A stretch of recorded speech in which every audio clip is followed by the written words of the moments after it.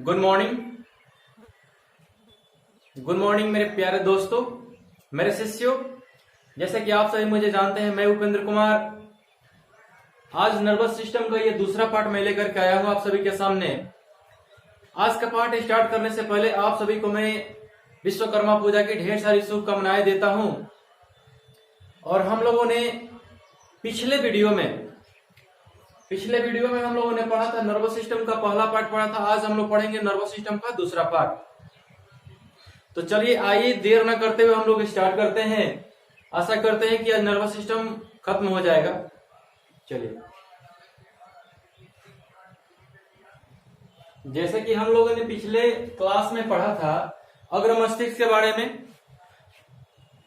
मध्य मस्तिष्क के बारे में, और एक और भाग बच जाता है हम लोग का पश्च मस्तिष्क। तो आज हम लोग पश्च मस्तिष्क पढ़ेंगे और ये टॉपिक को खत्म करेंगे। उसके बाद से दूसरा हम लोग का टॉपिक स्टार्ट होगा। जैसे कि चलिए हम लोग देखते हैं आज का हम लोग को पश्च मस्तिष्क में पढ़ना क्या है। मेन रूप से अगर देखा जाए पश्च मस्तिष्क का, तो ये होता है सेरिबेलम और मेडुला। लेकिन एक इसमें और चीज आता है जिसको हम लोग कहते हैं मेडुला, जो कि स्पाइनल कॉर्ड बोलते हैं। और उसके बाद से थोड़ा सा और बचेगा उसमें, तो इसके बाद से हम बता देंगे उसको। लेकिन कहने का मतलब मेरा ये है कि ये देखिए सेरिबेलम और मेडुला ऑब्लांगेटा, इन दोनों का हमारे शरीर में क्या उपयोगिता है, मस्तिष्क में से क्या उपयोगिता है, हम लोग एक एक करके सबको जानने का प्रयत्न करेंगे।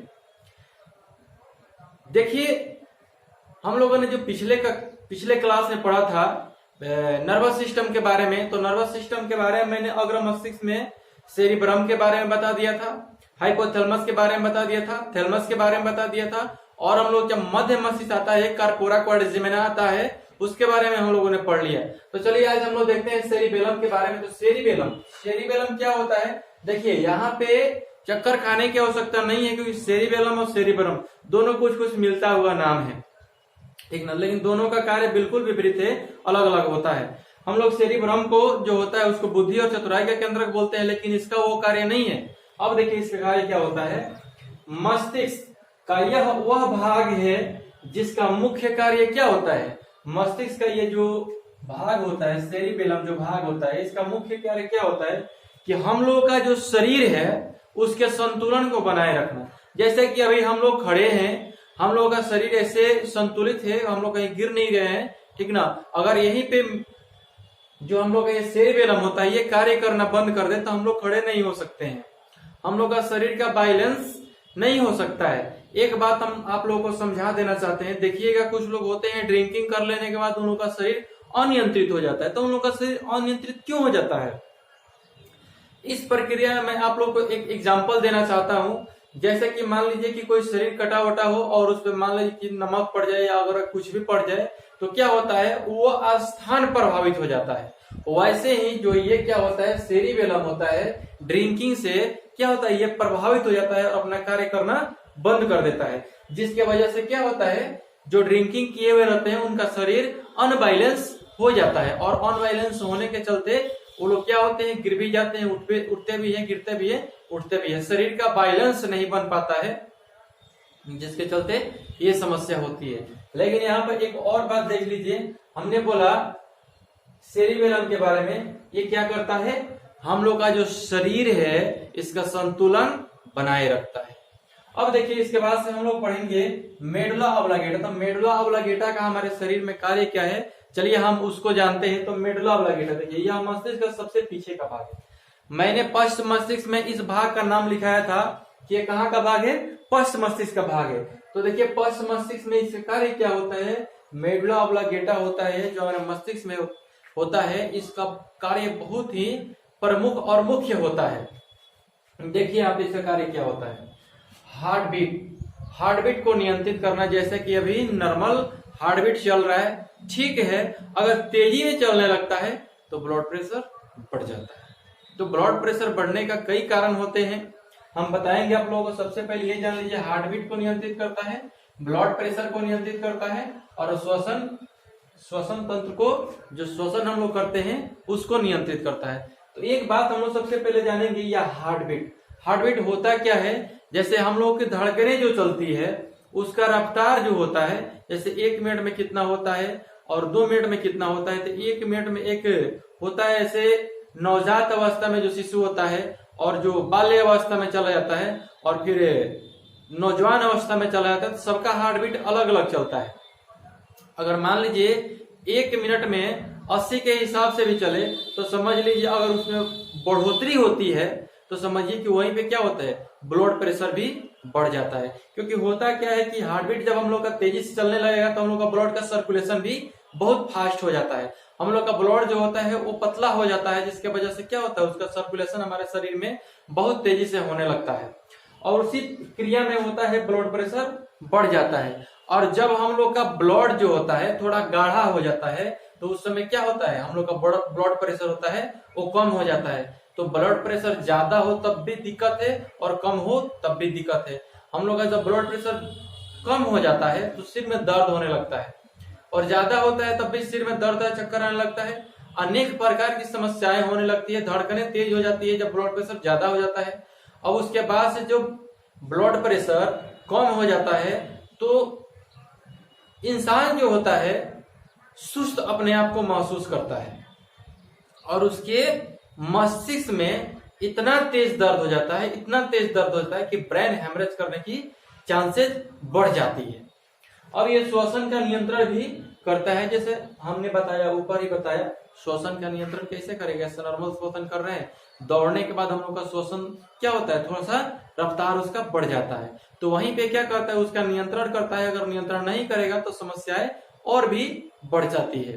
तो चलिए हम लोग देखते हैं, इसको हमने जान लिया, सेरिबेलम को जान लिया, मेडुला ऑब्लांगेटा को जान लिया।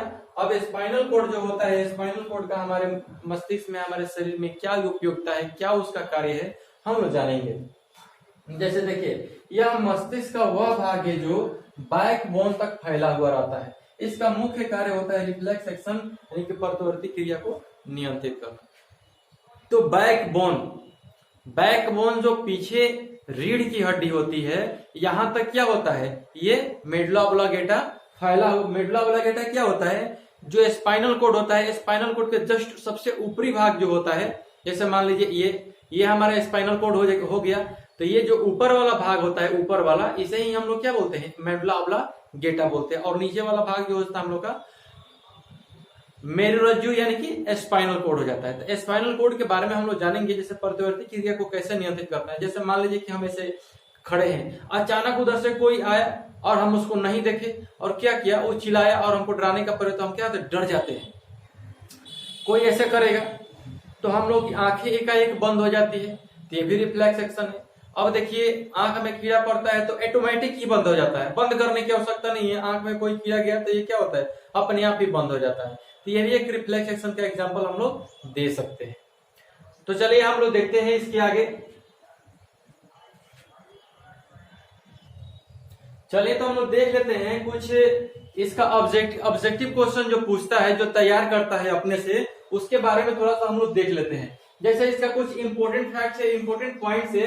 जैसे देख लीजिए ईईजी, यहाँ पे ये याद रखने की आवश्यकता है। ईईजी जो होता है, इसका प्रयोग हम लोग क्या करते हैं, मस्तिष्क संबंधी जो बीमारियां होती है, जैसे हम लोग को हार्ट संबंधी बीमारी जो होती है तो उसमें डॉक्टर जाने पे क्या करता है, ईसीजी कराता है। वैसे ही अगर मस्तिष्क में कोई प्रॉब्लम है तो न्यूरोलॉजिस्ट के पास जाएंगे तो सबसे पहले वो क्या करता है, पता लगाने के लिए ईईजी जांच करता है। रिफ्लेक्स एक्शन जो कि हमने आप लोगों को अभी बताया, रिफ्लेक्स एक्शन क्या होता है, प्रतिवर्ती क्रियाएं क्या होती है, इसका सबसे पहले पता कहाँ पे लगा था, तो ये मार्शल हॉल जो होता है ना, वहीं पे सबसे पहले इसकी पता लगाई गई थी। अब देखिए उसके बाद से ये है मस्तिष्क का वजन लगभग, ये याद रखने की बात है कि मस्तिष्क का लगभग वजन कितना होता है, तो 1400 ग्राम यानी कि 1 केजी 400 ग्राम के आसपास होता है। कम भी हो सकता है थोड़ा सा और ज्यादा भी हो सकता है थोड़ा सा, ठीक ना, लेकिन लगभग अगर एवरेज में पूछे तो एवरेज में इतना ही होता है।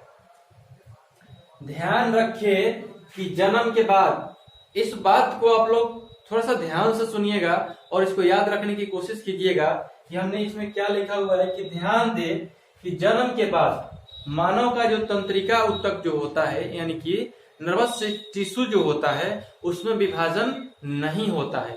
एक बार जो ये तैयार होता है तंत्रिका यानी कि नर्वस टिश्यू जो होता है, ये जो तैयार होता है, इसमें कभी भी विभाजन नहीं होता है, इसमें टूटता फूटता नहीं है। हम लोगों ने नर्वस सिस्टम अब खत्म ही हुआ। एक आध क्वेश्चन जो होता है वो कभी कभार आते रहता है, पूछते रहता है, तो वो हम लोग पढ़ते रहेंगे और जानते रहेंगे। तो इस वीडियो के लिए इतना ही। और अगर आप हमारे चैनल से नहीं जुड़े हैं तो हमारे चैनल से जुड़ जाइए, क्योंकि बहुत जल्द ही हम लोग 12th क्लास की जितने भी मटेरियल्स होता है, PDF होता है और उसका क्लासेज है, बहुत ही जल्दी स्टार्ट होने वाला है। तो अगर हमारे चैनल से नहीं जुड़े हैं, हमारे चैनल को सब्सक्राइब कीजिए, लाइक कीजिए, कमेंट कीजिए और वीडियो को शेयर कीजिए। धन्यवाद। आज के लिए इतना ही।